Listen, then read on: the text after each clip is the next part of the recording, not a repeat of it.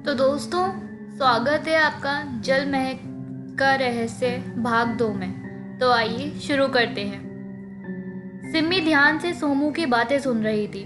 उसे रोमांच सा महसूस होने लगा। वह मानो उस काल में पहुंच गई जब वह सब घटनाएं हुई होंगी। कैसा रहा होगा वह समय जब कान्हा के लिए राजा त्रिभुवन ने कत्ले आम किया होगा और कान्हा सब भूलकर उनकी रानी बनी होगी। क्या सचमुच वह अपनी खुशी से उस व्यक्ति की पत्नी बनी होगी जो उसके पिता का हत्यारा था? सिम्मी सोच में डूब गई। उसे ख्याल ही ना रहा कि उसका ग्रुप आगे बढ़ गया है। इस अद्भुत जल महल में हर तरफ पानी बहता रहता है। विशाल महल के मध्य में एक बावली है जिसमें से किसी अनजान पुरानी तकनीक द्वारा हर कक्ष और फुहारों तक पानी पहुंचता है। सिम्मी एक पतली सी जलधारा को देखते हुए उसके साथ विपरीत दिशा में चल पड़ी। आखिर यह पानी कहाँ से आ रहा है? आगे जाने पर किले की मोटी सी दीवार में एक छिद्र नजर आया जिसमें से पानी की धार गिर रही थी। आखिर सदियों से यह पानी कैसे आ रहा है? क्या दीवार के भीतर कोई संयंत्र है? उसकी इच्छा हुई कि दीवार की परली तरफ जाकर निरीक्षण करे। सिम्मी लंबा चक्कर लगाकर दीवार की दूसरी तरफ जाने को उद्यत उठी। सूर्य देवता धीरे धीरे अस्तांचल की ओर बढ़ चले थे। सिम्मी ने यह ध्यान नहीं दिया कि धीरे धीरे महल में पर्यटकों की संख्या कम हो रही है और पंछी भी अपने नीड़ की ओर लौटने लगे हैं। वैसे सिम्मी को कुछ दूर अपना ग्रुप दिख गया जो एक टूर्स एंड ट्रेवल्स कंपनी द्वारा 20-25 लोगों को घुमाने लाया था। सिम्मी की अभी तक किसी से बोलचाल नहीं हुई थी, सो वह अकेली ही घूम रही थी और किसी का उस पर ध्यान नहीं था।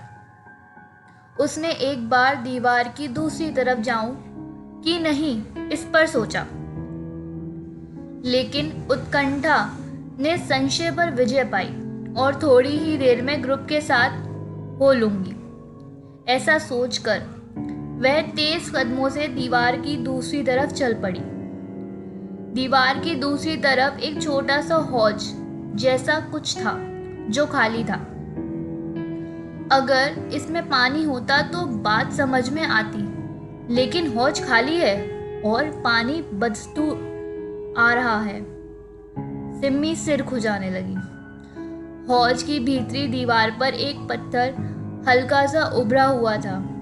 क्या इस पर पांव रखकर नीचे उतरा जा सकता है? सिम्मी ने एक बार इधर उधर देखा। उसकी तरफ किसी का ध्यान नहीं था। उसने हौज के किनारे पेट के बल लेटकर अपनी टांगें भीतर लटका दी और अंदाजे से उभरा हुआ पत्थर तलाशने लगी। तुरंत उसे आभास हुआ कि उसका पांव उभरे पत्थर पर टिक गया है। उसका सहारा लेकर वह इंच इंच भीतर सरकने लगी कि अचानक उस पत्थर पर टिका पैर फिसल गया। उसके पूरे शरीर का संतुलन बिगड़ गया। एक घुटी हुई चीख के साथ वह भीतर जा गिरी। उसका सर पत्थर से जा टकराया और उसकी चेतना लुप्त हो गई और इस प्रकार उसके जीवन की सबसे भयावह और विचित्र रात की भूमिका बन गई। सो दोस्तों, क्या विचित्र हुआ उस रात? ये है रोंगटे खड़े कर देने वाली कहानी। सो फ्रेंड्स, आगे हम जानेंगे नेक्स्ट वीडियो में। तब तक के लिए बाय बाय, टेक केयर।